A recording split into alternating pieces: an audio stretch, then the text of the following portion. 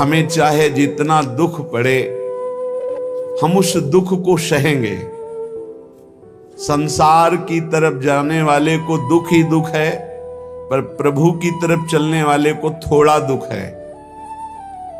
जैसे ऑपरेशन में कष्ट ही कष्ट है, पर इंजेक्शन शून्य का लगाकर बेहोशी का लगा के थोड़ा बस कष्ट है, फिर आप भूल जाएंगे। ऐसे ही थोड़ा जब तक तुम्हें होश है देह का, तब तक ये कष्ट है। जहां आपके अंदर प्रेम का इंजेक्शन लगा, फिर हर कष्ट सुखप्रद दिखाई देता है। धन्य है महापुरुषों का जीवन। जब उनके चरित्रों को पढ़ो तो हृदय विदीर्ण होता है कि कैसा समर्पण श्री तुकाराम जी के महाराज के, कितना भारी कष्ट सहते हुए वो कितनी उच्च कोटि की दशा को प्राप्त हुए। हम इसीलिए कहते हैं कि कष्ट के बचने के लिए बचाव पक्ष में होकर जब आप संसार की तरफ भागोगे तो दुख तुम्हें छोड़ेगा नहीं, रौंद देगा। और जब तुम मुड़कर खड़े हो जाओ, आओ तुम्हें जितना देना है देख लो, कितना दुख दोगे, वो अपने आप दुख सुख के रूप में बदल जाएगा। ये लिख लो दिमाग में, डरना नहीं है। श्री तुकाराम जी से किसी ने पूछा, वैसे आत्मचरित्र वर्णन करना महापुरुषों के लिए बड़ा कठिन होता है, अपनी प्रशंसा या अपने चरित्र, पर जब उनके जन पूछते हैं तो करुणा करके वो बताने लगते हैं। तुकाराम महाराज जब हरि कीर्तन में अद्भुत अवस्था को प्राप्त होते तो ये देखकर भक्त जनों के हृदय में कि महाराज आपको ऐसी अवस्था कैसे प्राप्त हुई, तो सुनो हमारे ऊपर पांडुरंगा की कृपा हुई। पहली, मेरा जन्म आप लिख रहे हैं चतुर्वर्ण में हुआ। मुझे व्यवसाय मिला व्यापार का, लेकिन पांडुरंगा जब अपने में लगाना चाहता है तो व्यापार सफल कैसे हो सकता है? असफल हो गया व्यापार। सारी संपत्ति हमारी जाती रही, घाटा ही घाटा व्यापार में। हमारे कुल से विट्ठल भगवान की उपासना होती रही। कुल में परंपरा चली आ रही थी कि हमारे कुलदेव पांडुरंगा विट्ठल भगवान। ध्यान से सुनना, चतुर्वर्ण में हमारा जन्म हुआ, व्यापार किया गया, व्यापार में घाटा ही घाटा। ऐसी परिस्थिति आई, माता पिता का स्वर्गवास हो गया, बहुत दुख मिला, ना खाने को, ना व्यापार चला, माता पिता ऊपर से पधार गए, अकाल पड़ गया। जो घर में बचा हुआ अन्न था कुछ दिनों में खत्म हो गया, बाहर से आने का कोई गुंजाइश ही नहीं रह गई, सब स्वाहा। जो हम पिता माता की बनाई हुई प्रतिष्ठा थी वो भी धूल धूसरित हो गई। यहां तक कि मेरे परिवार को अन्न के लिए तड़प तड़प कर प्राण त्यागना पड़ा। खुद आपने लिखा, हर तरह से चारों तरफ मुझे अंधेरा ही अंधेरा, कष्ट ही कष्ट। आपको स्थिति कैसे प्राप्त हुई आप वर्णन। मुझे अपने ऊपर लज्जा आने लगी कि ना पत्नी को अन्न दे सका, ना परिवार को पाल सका। क्या जीवन मेरा, बड़ा हृदय में दाह हुआ, सब कुछ नष्ट भ्रष्ट हो गया। ये जिस पर मैं कृपा करता हूं ये लीला। ऐसी हालत में अब कुछ नहीं बचा, तो विट्ठल भगवान का मंदिर जो टूटा हुआ पड़ा था उसमें जो सेवा हो रही थी उसमें लग गया जाकर के, जीर्णोद्धार। उसमें रात दिन खूब शरीर को मेहनत करके परिश्रम करके सेवा करता है और कुछ वहां से नहीं लेता, बस सेवा ही सेवा, खाने को भी नहीं। मन में उमंग आई, पहली बार की एकादशी व्रत रहूंगा। प्रारंभ की बात बता रहे हैं जहां से स्थिति भगवदाकार बनती है। देखो, जिस पर विशुद्ध कृपा होती है ये प्रतिकूलताएं शुरू हो जाती हैं। कोई भी भक्ति मार्ग का उपासक घबराए नहीं, हिम्मत रखे। ये प्रतिकूलताएं अनंत जन्मों की बिगड़ी को सुधारने के लिए हैं, क्योंकि एक ही रास्ता बचता है प्रभु का। प्रतिकूलता न मिले तो चढ़ाई नहीं चढ़ सकते अध्यात्म की। मन में आया कि बाद से एकादशी रहा करूंगा। अब एकादशी तो है ही, क्योंकि कुछ घर में है ही नहीं, तो पर एकादशी व्रत रहने का। भजन में मन नहीं रमता था, क्योंकि अभ्यास ही नहीं था। देख लीजिए इतने बड़े महापुरुष जो सदेह विमान में बैठकर भगवत धाम गए। आप लोग चिंता मत करें। आप लोग जो कहते हैं मेरा मन भजन में नहीं लगता, तो कुछ तो लगता है। श्री तुकाराम जी लिख रहे हैं, आरंभ में बिल्कुल मेरा भजन में मन नहीं लगता था, पर संतों के चरित्र पढ़ने में मन लगता। संतों के चरित्र पढ़ता और उनके वचनों को बार बार याद करता कि उन्होंने क्या कहा है। उनके वचनों से मुझे बोध होने लगा। संत वचनों पर विश्वास, संत वचनों का महत्व और उनके वचनों का बार बार मनन बहुत सुंदर साधन है। बिल्कुल उत्तम अवस्था प्राप्त करने के लिए ऐसे ही साधक को कर। संत चरित्र, भक्त चरित्र पढ़ने में बड़ा मन लगता है। उनके वचनों पर बड़ी निष्ठा, बड़ा भाव, उन्हीं के वचनों का बार बार मनन। अब मन लगने लगा कि जहां हरि कीर्तन होता है वहां पीछे जाके खड़े हो जाए। महाराष्ट्र में प्रायः खड़े होकर कीर्तन करने की प्रथा है। आगे महापुरुष गा रहे हैं, पीछे शंभजीरा लिए हुए, मृदंग लिए हुए खड़े गान करते हैं। तो मैं भी कीर्तनकारों के पीछे खड़ा हो जाता और जैसे वो कीर्तन का भाव प्रकट करते वैसे ही कीर्तन गाने की चेष्टा करता। भक्तों के चरित्र पढ़ना, संतों की बातें मनन करना और कीर्तन में उपस्थित होने से मेरा मन शुद्ध होने लगा। अब तो कीर्तन में मेरा मन बहुत लगने लगा। कीर्तन भजन करने वालों को जहां देखता तो साष्टांग दंडवत हो जाता और गिरकर उनके चरणों में प्रार्थना करता कि थोड़ा चरणामृत उतार लेने दो। तो वो मुझे चरणामृत उतारने का अवसर देते और जब मैं चरणामृत पीता तो मुझे अपार आनंद आने लगा। अब तो मेरी लज्जा चली गई। जहां संत को देखता, भक्त को देखता, कीर्तनकार को देखता, चरणों में लौट जाता और उनसे प्रार्थना करता कि आप हमको चरणामृत दे दें। वो हमारी दैन्यता देखकर चरणामृत दे देते। अब हमारे मन में आया कि शरीर को भारी कष्ट देकर भजन करो। ये निष्ठा, ये निष्ठा। शरीर आराम सुख की व्यवस्था चाहने वाला भजन में रुचि नहीं प्रकट कर पाता। ये ध्यान रखना। चाहे जितना शरीर में कष्ट हो, पर जैसे एक गरीब आदमी धन कमाने के लिए प्रयासरत रहता है, ऐसे भजनानंदी भजन के लिए प्रयासरत रहता है। रात्रि विषयी पुरुषों के लिए सोने के लिए अच्छी लगती है, भजनानंदियों के लिए रात्रि भजन के लिए होती है। थोड़ा विश्राम किया, जग के बैठ गए।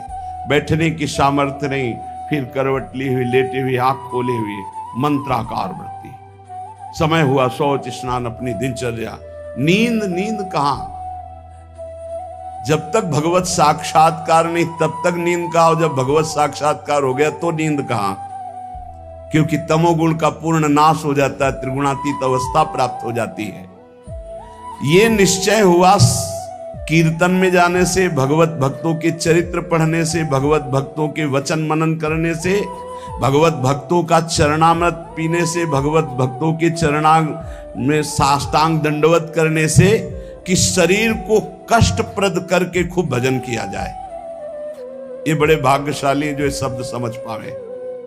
शरीर को कष्ट रखते हुए भजन करना, चैन नहीं लेने देना, ये बड़े भाग्यशाली होंगे सो ये बात पकड़ पाएंगे। अब शरीर को कष्ट, अब बैठे हैं, जैसे श्री महात्मा बुद्ध जी ने कहा, इहासने सुस्यति में शरीरम, मेरा शरीर इसी आसन पर बैठकर सूख जाए, हड्डी टूट जाए, मांस गलित हो जाए, लेकिन जब तक ब्रह्मबोध नहीं होगा मैं उठूंगा नहीं। ये निष्ठाएं महापुरुषों की पकड़नी होती है। शरीर को बहुत सुखद नहीं, उचित भोजन, उचित नींद, रात दिन भजन। मैंने भगवत भजन में शरीर को घिस डाला। तुकाराम जी के रात दिन कीर्तन, रात दिन भजन। अब अच्छा लगने लगा तप, कष्टप्रद भजन, कष्टप्रद शरीर और खूब भजन अच्छा लगने लगा। ये मन का एक स्वभाव है, इसे भोगों में लगा दो तो ये भोगों की अभ्यास बढ़ाता चला जाएगा, और भजन में लगा दो तो भजन का अभ्यास बढ़ाता चला जाएगा। जब अन्न त्यागा, फलाहार में आए, तब फलाहार भी त्यागने की इच्छा जागृत हो गई कि सावन भर केवल जल पी कर रहेंगे, गंगा जल पी कर रहेंगे। बड़ा उत्साह, त्याग की तरफ करो तो मन क्रम बाई क्रम त्याग बढ़ाता चला जाता है, और भोग की तरफ बढ़ो तो मन क्रम बाई क्रम भोग बढ़ाता चला जाता है। ये चतुर उपासक त्याग की तरफ बढ़ता है, अविवेकी भोग की तरफ बढ़ता है। इस प्रकार मेरी परमार्थ की साधना आरंभ हुई। कथा सुनना, कीर्तन में सम्मिलित होना और संतों से प्यार करना। संतों को देखते ही एकदम लौट जाना, ऐसा लगना कि हो भाग्य। ये प्रायः महापुरुषों की वाणियों में पाया गया। गोस्वामी तुलसीदास जी कहते हैं, जैसे मेघ को देखकर मोर कुहुक पड़ता है, नाचने लगता है, ऐसे संत को देखकर जो भक्त आनंदित हो जाता है, ओहो अहो भाग्य, आज संत दर्शन हुए, और मन नाच पड़ता है। उसके हृदय में भगवान प्रेम वर्षा करते हैं। हमारा चित्त बस दो ही जगह लगने लगा, कथा कीर्तन और संत जन। परहित की बात आती तो शरीर की परवाह न करके दूसरों की सेवा करने में बड़ा सुख मिलने लगा। मेरी अवस्था देख करके जो मेरे स्वजन हैं उनको अच्छा नहीं लगा। नहीं लगेगा अच्छा, एक एक बात बैठा लो। कई लोग शिकायत करते हैं, परिवार के लोग हमसे ठीक से बात नहीं करते, हमारा उपहास करते हैं। आपका क्या, बड़े महापुरुषों का क्या?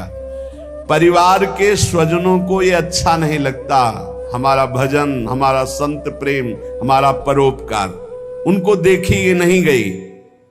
भाई बंद, स्त्री, ये सब हमारा जो ये भाव है इसके विरुद्ध करने लगे। ग्रह प्रपंच में आसक्त जन मेरे भाव का विरोध करने लगे, मुझे निषेध करने लगे। संत दर्शन, संत सेवा, कीर्तन, भगवत कथा, ये स्वयं उनके वचन हैं। मैंने अपने हृदय में निश्चय कर लिया था, कठोर हृदय बना लिया था, हर दुख सहूंगा पर अब पांडुरंगा को नहीं छोड़ूंगा, अब विट्ठल को नहीं छोड़ सकता। किसी की कोई भी परवाह ना करके, घर परिवार के लोग इतना प्रपंच किए, मैं किसी की बात नहीं सुनता। पकड़ो बात, बिल्कुल ये सोधी हुई बात इसीलिए सुना रहा हूं कि प्रायः हर भक्त के जीवन में ऐसा ही होता है जो सच्चाई से चलता है। घर प्रपंच की बातें मेरे को बहुत सुनाई गई, बड़ा विरोध किया गया, पर मैंने निश्चय कर लिया, हृदय कठोर बना लिया, इस जन्म में अब भगवान को नहीं छोड़ूंगा। फिर मेरे मन में आया कि जड़ मूल से इस प्रपंच को उखाड़ फेंकूंगा। अब तो जब हमारे परिवार के जन हमारा विरोध करते तो मैं न देखता न उनकी बात सुनता, और जोर जोर से कीर्तन करता। करो विरोध, कितना करोगे? राम कृष्ण हरि जय, राम कृष्ण हरि जय, विठ्ठल जय विठ्ठल। अब वो निंदा करें, वो उपहास करें, वो भगवत कीर्तन कर रहे, जड़ से उखाड़ फेंकूंगा इस प्रपंच को। स्वजन अपनी ओर खींचते और विठ्ठल अपनी ओर खींचते, यही चलता है साधक के। एक तरफ भगवान का आकर्षण, एक तरफ माया का आकर्षण। पर हमने भगवान की तरफ, परमार्थ की तरफ कदम जोर से बढ़ाए। अब साधक का यहां निर्णय है कि तुम माया के आकर्षण में जाते हो या प्रभु के आकर्षण में। लोग बार बार हमसे कहते कि तुम प्रवृत्ति मार्ग में हो, गृहस्थ धर्म में हो, तुम्हें ऐसा नहीं करना चाहिए। मैंने किसी की नहीं सुनी। अब इस जन्म में मुझे भगवत प्राप्ति करनी है, तुम्हारे किसी के उपदेश हमारे दृढ़ निश्चय को नहीं बदल सकते। इतनी खींचातानी जीवन में उपस्थित हो गई कि सत्य की पहचान के लिए मुझे मन को समझाना पड़ा कि तू मेरा साथ दे दे। अब जगत में तो कोई साथ नहीं दे रहा, अय मन तू मेरा साथ दे दे, तू मेरा साथी बन जा और सत्य स्वरूप भगवान श्री हरि के पथ का अनुसरण कर तू कृतकृत्य हो जाएगा। तुकाराम जी महाराज कह रहे कोई साथ नहीं दे रहा, अय मन तू तो मेरा साथ दे दे, मेरा साक्षी बन जा और भगवान सत्य स्वरूप हैं, उनके मार्ग का अनुसरण कर। इस असत्य संबंध, पति पुत्र परिवार, ये मिथ्या नश्वर प्रपंच भोग, तिलांजलि दे दे मन, तू मेरा साथी बन जा। मैंने बहुत लोगों के मतों को नहीं माना। मेरे हृदय में नित्य और अनित्य का विवेक जागृत हो चुका था, इसलिए मैंने सत्य को पकड़ा कि केवल भगवान का मार्ग ही सत्य है, न ये संबंध सत्य है, न ये संसार सत्य है। इस प्रकार जब मैंने श्री हरि चरण प्राप्ति के लिए दृढ़ निश्चय कर लिया तो उसी समय भगवान मेरे सदगुरु के रूप में पधारे। श्री बाबा चैतन्य ने मेरे हृदय देश में प्रकाशित होकर के श्री राम कृष्ण हरि इसका उपदेश किया। वही कीर्तन करते थे पर वही गुरुदेव आकर हृदय में उपदेश किए, जिसे कहते हैं स्वप्नादेश। उपदेश किया कि अब तुम श्री राम कृष्ण हरि ही कहो। मैंने अब दृढ़ विश्वास कर लिया कि जो जप रहा था वो गुरुदेव ने दे दिया, अब तो किसी भी तरह मैं इसे नहीं छोड़ सकता। विश्वास चित्त में धार लिया कि मेरा भोजन भी राम कृष्ण हरि, मेरी प्यास भी राम कृष्ण हरि, मेरे प्राण भी राम कृष्ण हरि, मेरा सर्वस्व राम कृष्ण हरि। निश्चय कर लिया, बड़ा सहारा मिल गया। पहले जपते थे वही जब गुरु ने दिया तो बड़ा सहारा मिल गया, परिपक्व हो गया। अब तो बैठ करके 24-24 घंटे नाम कीर्तन, क्योंकि निश्चय पहले ही कर लिया था शरीर को कष्ट देकर भगवत भजन करना, ये बहुत जल्दी भजन रंग लाता है। जब चित्त लवलीन होने लगा तो मेरे हृदय में कविता की स्फूर्ति होने लगी। श्री हरि के लीला गुण प्रकाशित होने लगे, उनको कविता रूप में लिखने की स्फूर्ति हुई। श्री हरि का कीर्तन और श्री हरि प्रदत्त अभंग वाणी प्रकट हुई मेरे हृदय में। मैंने देखा कि मेरी बुद्धि में ये ताकत नहीं थी, ये मेरी बुद्धि में श्री हरि कीर्तन से प्रकाश हुआ, हरि लीलाओं का।